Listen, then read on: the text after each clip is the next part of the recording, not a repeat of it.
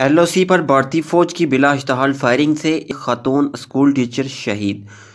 بھارتی فوج نے عباس پور سیکٹر پر شیلنگ کی، جس میں ہلکے اور بھاری ہتھیاروں کا استعمال کرتے ہوئے شہری آبادی کو نشانہ بنایا گیا۔ اس سے قبل گزشتہ پیر کو ضلع کوٹلی کے ایک گاؤں میں بھارتی فوج کی فائرنگ سے مویشیوں کے لیے گھاس کاٹنے والی خاتون جاں بحق ہو گئی تھی۔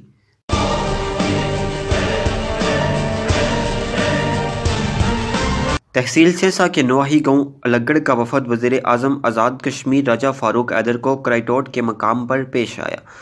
گزشتہ کچھ دنوں سے سوشل میڈیا پر گاؤں الگڑھ کی بجلی کا مسئلہ زیر بحث تھا۔ آج بروز منگل وزیر اعظم آزاد کشمیر راجہ فاروق حیدر کوٹلی تشریف لا رہے تھے۔ الگڑھ کے نوجوانوں کا وفد وزیر اعظم راجہ فاروق حیدر کو کرائیٹوٹ کے مقام پر ملا۔ عوامی وزیر اعظم نے روڈ پر اپنی گاڑی کھڑی کر کے الگڑھ کے نوجوانوں کا موقف سنا اور یقین دلایا کہ جلد آپ کے مطالبات پر عمل درآمد ہو جائے گا۔ وزیر اعظم کے اس عمل نے لوگوں کے دل جیت لیے اور بڑی خوشخبری سے لوگوں نے ان کا شکریہ ادا کیا۔ اب بات کرتے ہیں موسم کی۔ دہلی میں آج موسم گرم اور خشک رہنے کے امکانات ہیں۔ درجہ حرارت 36 ڈگری سینٹی گریڈ ریکارڈ کیا گیا۔